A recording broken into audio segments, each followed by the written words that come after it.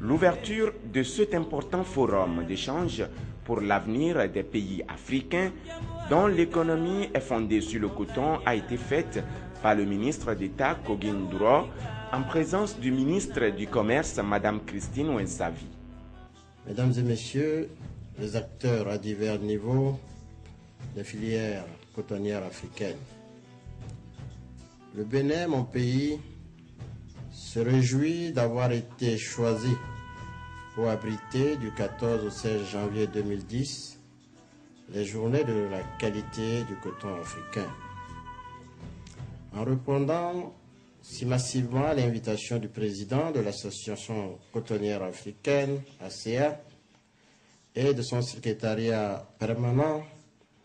nonobstant vos nombreuses occupations, vous honorez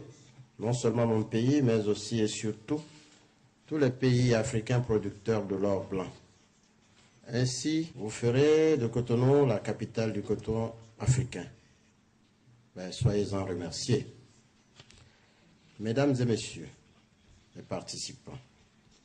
votre présence massive aux assises de Cotonou témoigne, à mon sens, du grand intérêt que vous portez à l'avenir des filières cotonnières de l'Afrique. Elle constitue également la preuve que vous partagez avec nous la préoccupation majeure de faire du développement de la culture cotonnière un instrument essentiel des programmes africains de lutte contre la pauvreté. Mesdames et messieurs,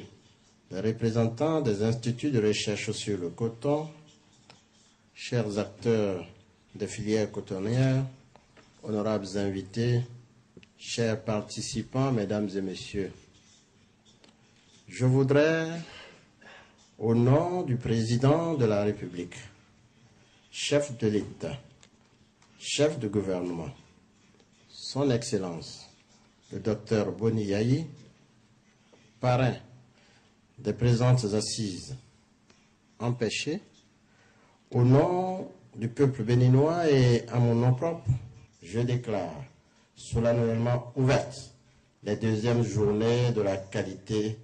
du coton africain.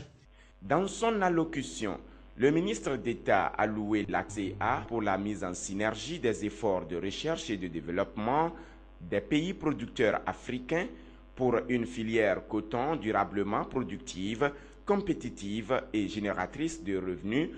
tout en insistant sur la qualité du coton qui constitue l'une des principales alternatives pour mieux se positionner sur le marché international de plus en plus exigeant.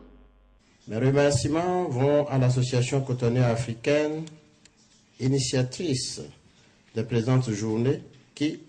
faut-il le marteler, viennent bien à propos pour évaluer et soutenir les multiples stratégies en cours en Afrique visant à relever les grands défis auxquels se trouve confronté le coton africain qui, de nos jours,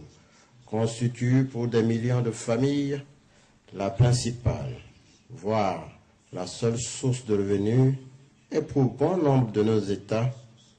le principal produit d'exportation.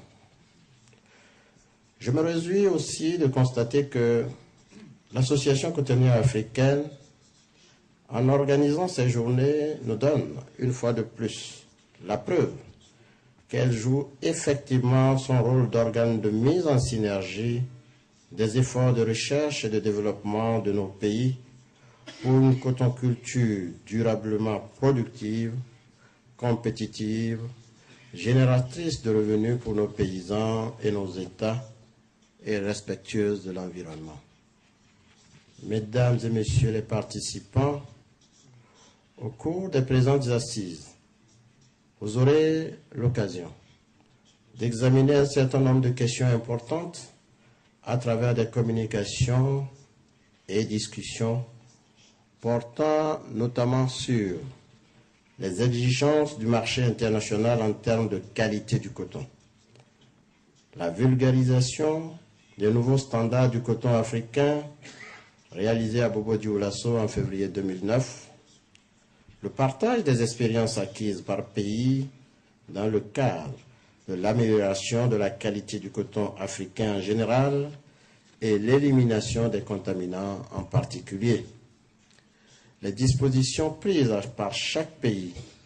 pour améliorer la qualité de sa production. Enfin, l'élaboration d'un projet commun susceptible d'aider à l'atteinte de l'objectif contamination zéro d'ici l'an 2012.